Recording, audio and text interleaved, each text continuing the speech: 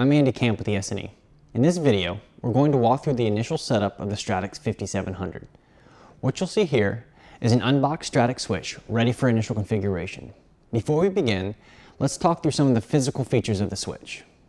Depending on your part number selected, your switch will either have 6, 10, or 20 ports. You'll notice the number of ports may appear greater due to a console port, which is for configuration, as well as combo ports. Combo ports allow for either an RJ45 connection or connection via an SFP, often used for fiber. You'll also notice an SD card slot. If you choose to add an SD card to this switch, it will allow you to back up your final configuration and redeploy to a replacement if needed. There are wiring terminals for alarm monitoring, as well as dual inputs for 24-volt DC power. These could be fed from separate power supplies for redundancy. The ports on the switch are connected to the internal grounding, which can be grounded to your system via the grounding screws.